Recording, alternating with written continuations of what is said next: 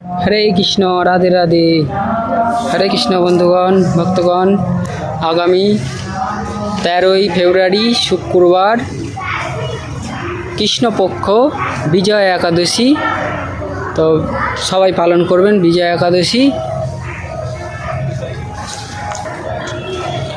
একাদশী করতে গেলে একাদশীর আগের দিনকে নিরামিষ ভোজন করতে হবে। নিরামিষ প্রসাদ পেয়ে নিরামিষ ভোজন করে রাত্রে শোবার আগে ব্রাশ করে সংকল্প মন্ত্র বলে তারপরে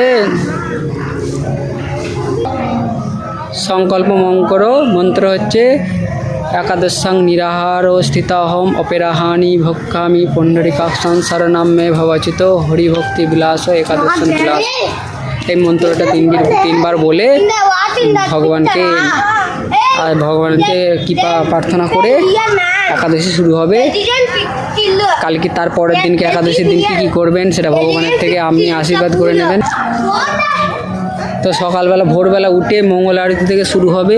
মঙ্গল আরতি করে ভগবানের নাম কীর্তন করবেন, গোবিন্দর পুজো করবেন, গোবিন্দকে তুলসী পাতা অর্পণ করবেন, পুজো অর্চনা করবেন, ফল ভোগ নিবেদন করবেন। আর দুপুর অবধি নির্জলা উপবাস করবেন। যদি নাও পারেন তাহলে ফল সেবা করতে পারেন। আর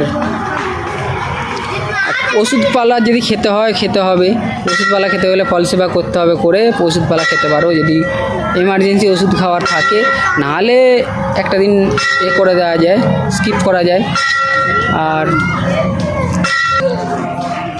একাদশীর দিন পঞ্চশস্য বর্জন, যেমন যে কোনো চাল ডাল পঞ্চশস্য, যে কোনো শস্য জাতীয় জিনিস এইসব খাওয়া বর্জন, এসব খাওয়া চলবে না। শুধু ফল বাদাম জাতীয় জিনিস,